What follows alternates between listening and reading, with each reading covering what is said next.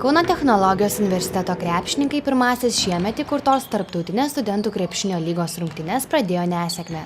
Kaune vykusioje dvikovoje KTU komandai iki pergalės prieš Talino technikos universiteto studentus pritrūko labai nedaug. Pralaimėta tik po pratęsimo – 79–82. Se yra nauja lyga pas mus buvo labai įdomu, kad pas mus Estija piskito krepšinistä parėjo apačia. Į studentų krepšinį pa principu nėra tik tai mūsų universitetas. Mums buvo labai įdomu žiūrėti, kas, aš žinau, kad Lietuva yra labai stiprus ja man naujas. Kas darosi kitur į mūsų universitetą vadovybę, mes kartu galvojam, kad einam pabandysim, kas čia lyga tokia yra.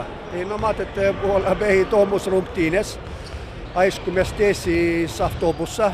Kaip vertinate savo krepšininkų pasirodymą?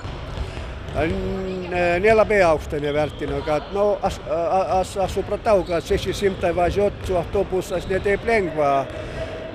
Reikia žaisti, reikia žaisti. Taip darom labai daug paprastą klaidų, kad tokia mūsų komanda negali daryti.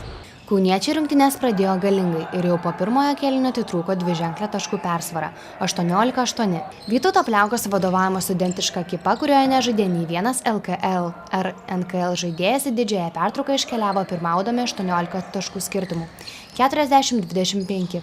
KTU komandai Kęstutis Dimitrievas pelnė 18 taškų. Gytis Venclovas pridėjo 16 taškų ir 10 atkovotų kamuolių. Deividas Baika – 14, Mindaugas Jakštas – 10. Edgaras Staniukaitis – 9 taškai.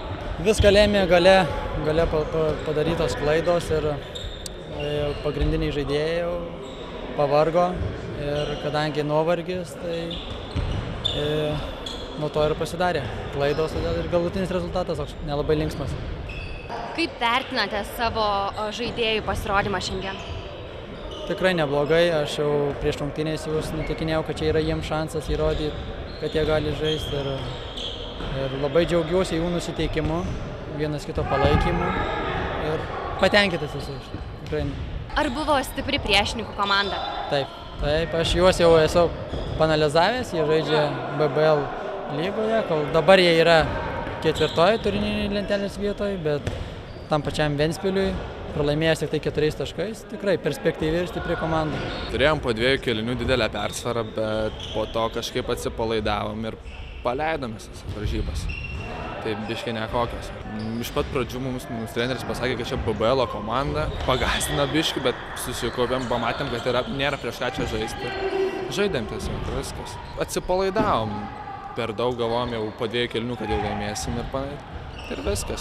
Paleidom ir nesužaidėm taip, kaip turėjom. Rimantas Sibauskas, Lietuvos studentų krepšinio lygos prezidentas, džiaugiasi, kad Lietuvos krepšininkai turi galimybę susigrumti tokiose rungtynėse. Ir teigia, jog kuo daugiau tokių varžybų, tuo geriau ne tik krepšininkams, bet ir universitetams. Aš manyčiau, kad vaikinams bet kokios varžybos yra svarbios, jo labiau, kad šitos tarptautinės, nes matėte, yra aikštelėje šita komanda, Kauno technologijos universiteto komanda, iš tikrųjų yra labai gera komanda, bet šiandien jaudinosi ir galbūt sėkmė šiek tiek nusisuko. Ir aš manau, kuo daugiau tokių rungtynių bus, nes mūsų daugumą universitetų stengiasi ieškoti galbūt vasaros metu ir dalyvauti įvairiuose turnyruose. Tai aš manau, kad tam, sakykime, žiemos sezoną ar reguliariam sezone labai džiaugiuosi, kad atsirado tokios tarptautinės varžybos ir Kauno technologijos universitetas ir Vilniaus Gedimino technikos universitetas juose dalyvaus ir tikiuosi, kad pakankamai gerai pasirodys. Aišku, šiandien pati pradžia nėra tai labai gera, bet aš manau, kad vis tiek, kova buvo, po pratęsimo pralaimėti keliais taškais, tai iš tikrųjų yra garbinga, jo labiau, kad Talino universiteto, kiek aš žinau, komanda yra iš tikrųjų labai stipri, žaidžia BBL čempionate, Latvijos čempionate, ten yra viena iš, sakykime, lyderių, tai vis tiek Kauno technologijos universitetoje aš manau, kad tai yra didelė paspirtis ir aš manau, kad tie žaidėjai, ypatingai tie jauni žaidėjai, kurie šiandien kovojo ir atidavė visas jėgas ir kai kurie net liko traumuoti, tai aš manau, kad jiems bus didelis stimulas tobulėti ir aš manau, iš tos komandos užaugs dar gerų krepšininkų. Spalio 31 dieną trečiadienį į tarptautinės studentų krepšinio lygos pirmenybės įsilies ir kita Lietuvos ekipa – Vilniaus Gedimino technikos universitetas. Jie su tais pačiais Talino atstovais 18:30 rungtyniaus savo arenoje. Iš viso šiose pirmenybėse prašymus dalyvauti pateikė 22 komandos. Lietuvos ekipos teritoriniu principu dalyvauja A pogrupėje kartu su Talino, Kaliningrado ir Sankt Peterburgo universitetų komandomis.